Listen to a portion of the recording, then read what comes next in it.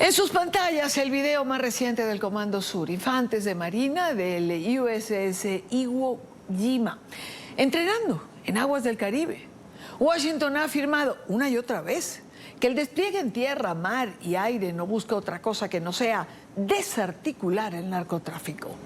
Recordemos que el Iwo Jima opera como base flotante, tropa, helicópteros, aviones de despegue vertical. Mientras más de estos videos se publican, mostrando fuerza y sobre todo capacidad operativa en el Capitolio en los Estados Unidos, el demócrata Mark Warner, líder de la minoría en el Comité de Inteligencia, ha dicho en NTN 24, Maduro es un mal tipo que está arruinando a los venezolanos. También ha criticado que la administración anterior no presionara lo suficiente y que solo senadores republicanos fueran informados de ataques a narcolanchas. Roberto Macedonio, en el Senado.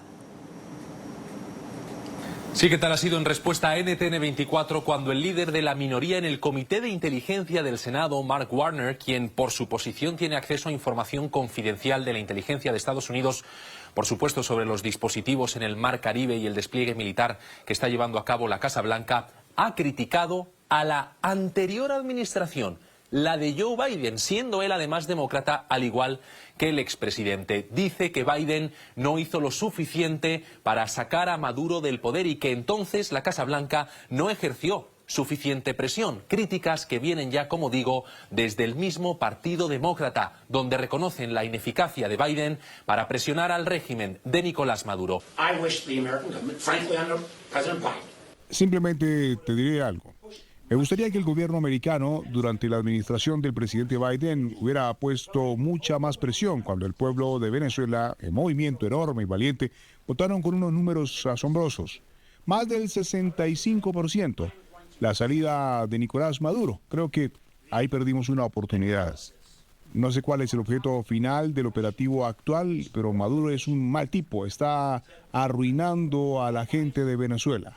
El senador también arrojó críticas hacia la actual administración, pero no por el despliegue militar en sí, ni por la presión que se está ejerciendo contra Nicolás Maduro, sino por el hecho de que la Casa Blanca no habría informado a los senadores demócratas de las acciones militares que sí se están llevando a cabo en el Pacífico y en el Caribe, y sí habría informado a los republicanos. Dice Mark Warner que eso sería una violación de las reglas del sistema de la Cámara y que la Casa Blanca debería haber notificado a los republicanos, como ha hecho, sí, pero también a los demócratas. Lo que la administración hizo en las últimas 24 horas es corrosivo, no solamente para nuestra democracia, sino porque es muy peligroso para nuestra seguridad nacional. Ayer la administración convocó una reunión informativa para los senadores republicanos y solamente para los senadores republicanos sobre los ataques militares en el Caribe. Con esta reunión informativa también compartieron la opinión del condado legal que intenta justificar legalmente esos ataques. Reitero, no lo compartieron con el Congreso, ni con los 8, que es su responsabilidad. No lo compartieron con el Senado, lo compartieron con un partido político. Así no es como el sistema debe funcionar. Esa no es la forma en la que la seguridad nacional y sus decisiones deben tomarse. De hecho, solamente en la semana pasada, en una reunión clasificada con el secretario de Estado, Marco Rubio, y el asesor de Seguridad Nacional. La información desde Washington para NTN 24. Gracias, Roberto. El balance de ataque bajo el despliegue militar de los Estados Unidos en el Caribe al día de hoy dice que al menos 61 fallecidos y unas 15 embarcaciones neutralizadas. 8 en el Caribe, 7 en el Pacífico. De esto y más conversamos con el primer invitado en la tarde de hoy, que no es otro que Hugo Hacha, analista experto en temas de seguridad y profesor de Fuerzas Especiales en las Fuerzas Armadas de los Estados Unidos. Hugo, bienvenido, gracias por acompañarnos como siempre. Apreciada Idania, siempre un placer, a tus órdenes. A ver, más allá de las cifras que acabamos de mencionar, son las cifras que se manejan hasta ahora. ¿Cuál es su balance personal? Vamos ya a 2 meses y quizá algo más de lo que ha sido este despliegue militar en el Caribe. Bueno, primero que nada, porque lo sabes perfectamente, apreciada Idania, yo soy director de una organización de derechos humanos. Toda pérdida de vida, toda, es trágica. Y el tema está en el contexto en el que estas muertes se han dado. Ignorar la política establecida y hecha pública por el gobierno de los Estados Unidos a partir de la orden ejecutiva del 20 de enero, plasmada en la nueva política de defensa publicada por el Departamento de Guerra, reflejada en la evaluación de acuerdo a mandato presidencial que tienen el Departamento de Estado y el Departamento de Justicia, que han definido que organizaciones del crimen transnacional organizado hoy día sean consideradas como organizaciones terroristas de alcance global, y que se haya dicho de forma nítida de que el objetivo ya no es, como en la doctrina pasada, la investigación tendiente a la detención, imputación y procesamiento en tribunales, sino la neutralización y eliminación de lo que se considera la amenaza estratégica más grande contra la seguridad de los Estados Unidos. Quien entra en este tipo de operaciones, y me refiero en el transporte masivo de narcóticos hacia los Estados Unidos, sabe que hace parte de lo que hoy se denomina una organización irregular extranjera con la cual los Estados Unidos se encuentra en guerra. No es lo que opinemos, es la política oficial de los Estados Unidos. A partir de allí, yo creo que tenemos que entender el mundo en el que nos encontramos y la decisión que han tomado estas organizaciones, como la tomó en algún momento el conjunto de organizaciones del terrorismo islámico fundamentalista, de que hay costos, hay riesgos y hay consecuencias de confrontar y enfrentar a los Estados Unidos. Ahora, esta es la explicación de por qué, por ejemplo, voceros de la administración insisten siempre en comparar a quienes manejan, digamos, estos carteles con ISIS y Al-Qaeda. Eso es correcto desde el punto de vista de la retórica, pero, apreciada Idania, yo tengo una discrepancia en función a capacidades.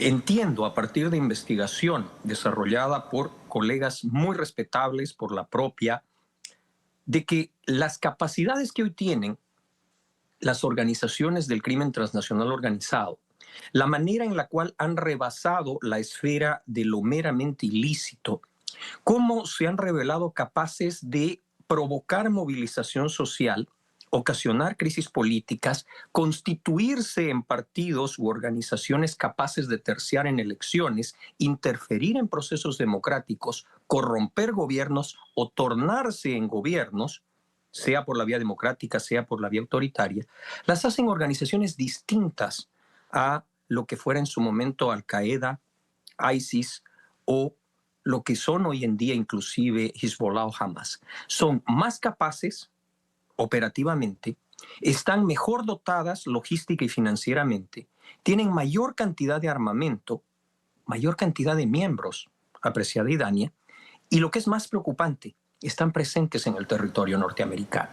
Entonces, en eso sí yo tengo una leve discrepancia con lo que ha venido manifestando más de un vocero de la administración, porque yo creo que en cierta medida tratan de políticamente no alarmar a la población.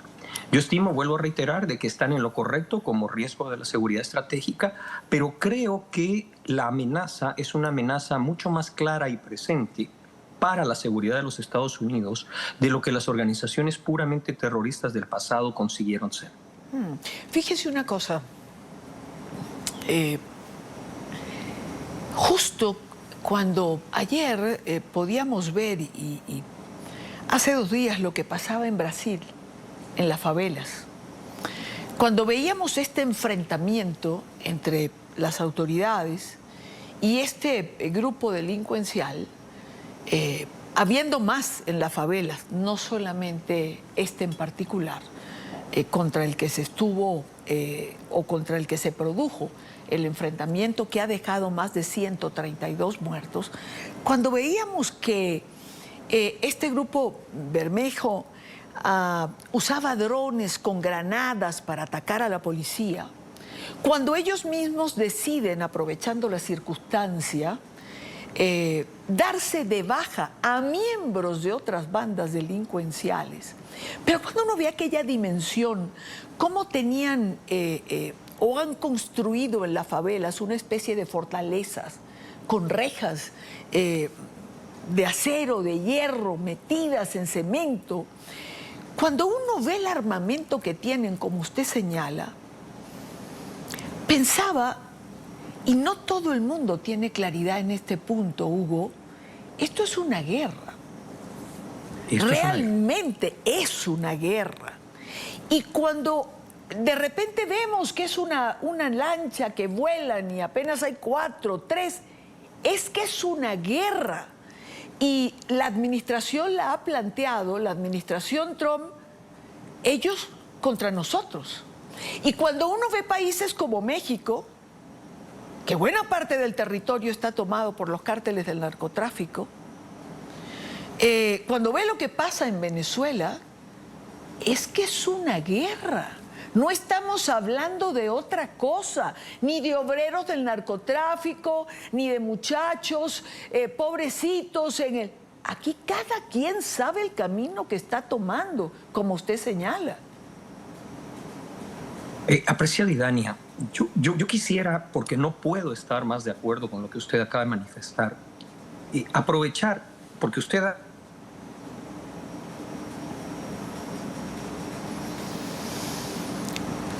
Tenemos un inconveniente en la comunicación, pero ya vamos a retomarla, porque me interesa mucho saber cuál va a ser el planteamiento de Hugo Hacha en relación a este tema.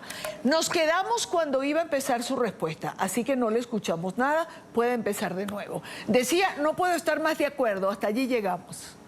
No puedo estar más de acuerdo con usted, querida Idania, porque creo que usted hace el planteamiento correcto. Con todo su poderío, el Comando Vermelho no es la organización criminal más poderosa del Brasil. Escuche bien, querida Idania, porque su público probablemente no lo sabe. Esta organización que ha ocasionado probablemente la mayor crisis que está sufriendo hoy día el señor Luis Ignacio Lula da Silva, que ha sido muy leniente en su política hacia estas organizaciones, es la segunda organización más poderosa en el Brasil. La mayor y rival del Comando Vermelho se llama el Primero Comando da Capital. De acuerdo a estudios serios, tendría hasta 40.000 miembros y tiene una presencia comprobable en 28 países. Ninguna de las organizaciones del terrorismo clásico, fundamentalista e islámico, logró el poderío tan solo del PCC.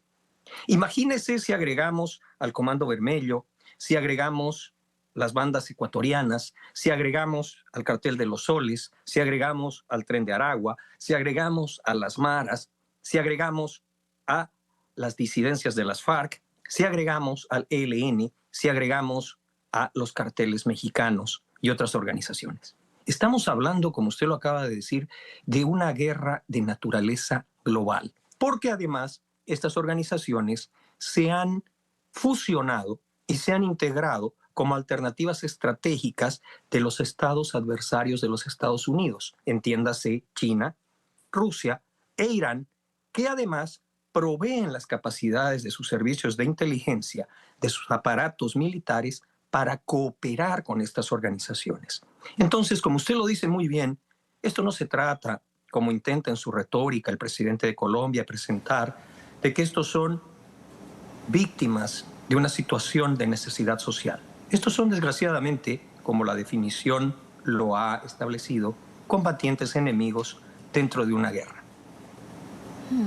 Dentro de estos combatientes enemigos y de esta guerra que está planteada, y le digo de verdad que fue mi reflexión personal cuando veía todo esto que pasó en las favelas en Río de Janeiro, por la dimensión del enfrentamiento que todos pudimos observar de alguna manera. Dentro de esta guerra, el Cartel de los Soles tiene tanta importancia para haber promovido o ser el promotor del despliegue que estamos viendo por parte de Estados Unidos en el Caribe? Sí, por una sencilla razón. Venezuela, lamentablemente, al igual que mi natal Bolivia, son dos estados que comparten una triste distinción. Son los dos únicos estados westfalianos en la historia reciente de Occidente, del hemisferio occidental, de la concepción institucional, social y cultural de Occidente, que terminaron bajo el control absoluto de una organización de naturaleza criminal. Los únicos que consiguieron ese tránsito que acabo de describir, vale decir, de organización delictiva de naturaleza transnacional en organización capaz de la movilización social, de la corrupción del entramado político, y se tornaron en el gobierno del Estado. Algunos dirán, era el sueño de Pablo Escobar. Yo creo que Pablo Escobar jamás se imaginó que un gobierno y una organización criminal iban a ser una y la misma. Pero ¿por qué es tan relevante el Cartel de los Soles? Por lo que significa su patria, apreciada Idania. Venezuela, a diferencia de mi natal Bolivia, es uno de los países más ricos del orbe. El ejemplo más claro, el petróleo. Entonces, no es solamente la operación del tráfico o de la trata de personas, es la capacidad de utilizar a todo el Estado venezolano, su riqueza, sus recursos, sus instituciones, inclusive su población, como factores de agresión en una guerra en contra de los Estados Unidos. Y por eso es que vemos este despliegue, porque entiéndalo bien, no es tan solo por Venezuela, sino porque lo que Venezuela significa para el conjunto de los adversarios de Estados Unidos y sus aliados.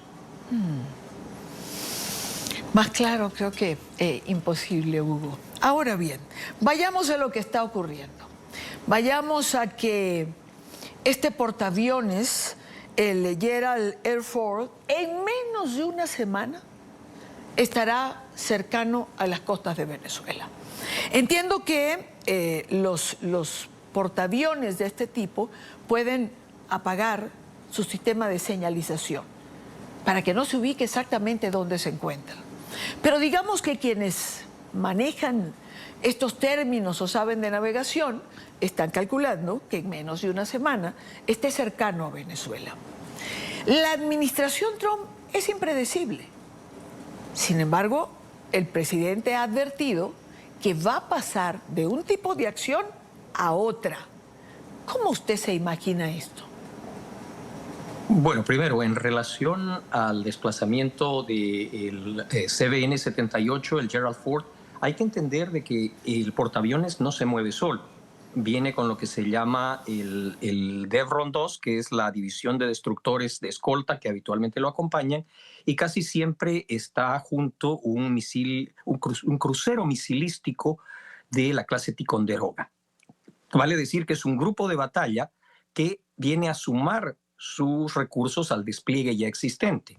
Aproximadamente 10.000 hombres entre los embarcados en el grupo del Iwo Jima, los que están en Puerto Rico, los activos de la Fuerza Aérea, los drones, los cazas F-35 y los bombarderos de tipo B-1 y B-2 que ya se han mostrado en la región. ¿El por qué?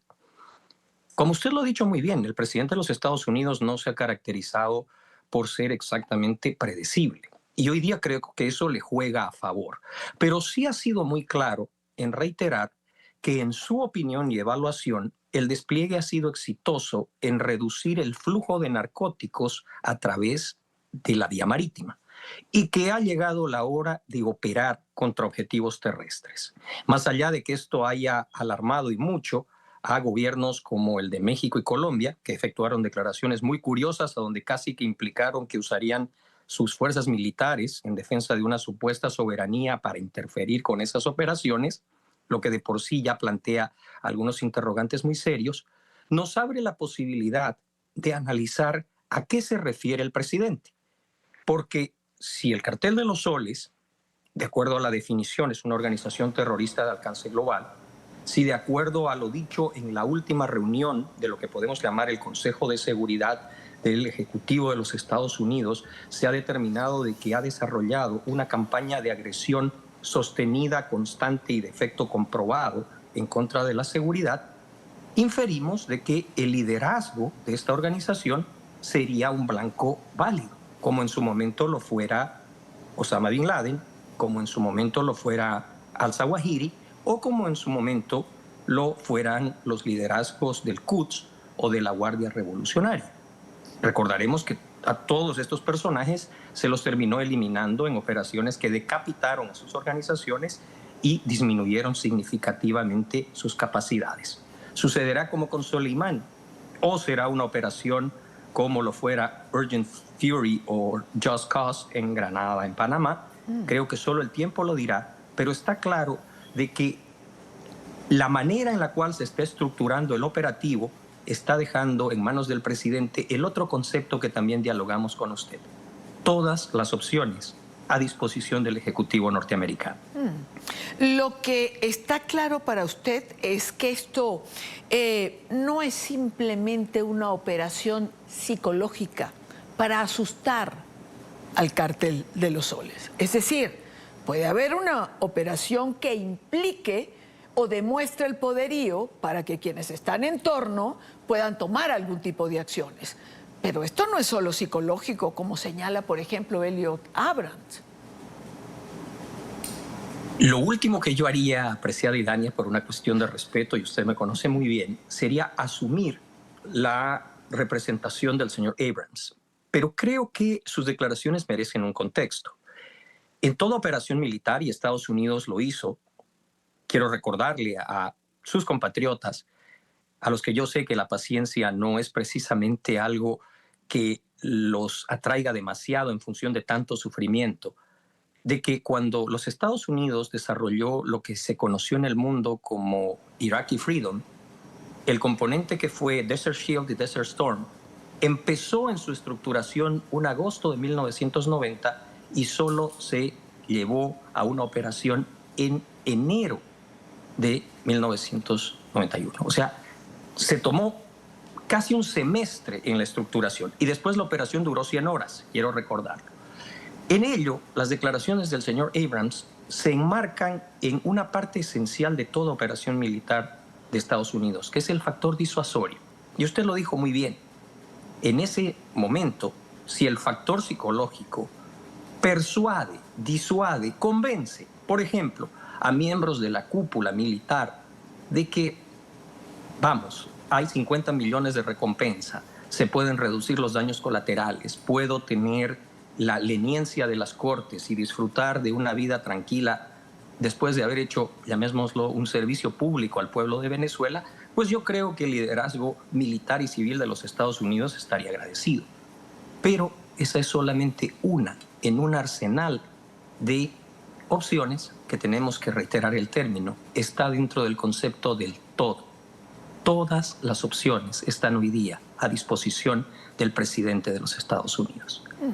Y una última pregunta antes de despedirle por la molestia que veíamos de el congresista que declaraba a nuestro compañero, a Roberto Macedonio, cuando él decía no ha informado al Congreso, informó a un partido. ¿Tiene que informar al Congreso? ¿Debe hacerlo?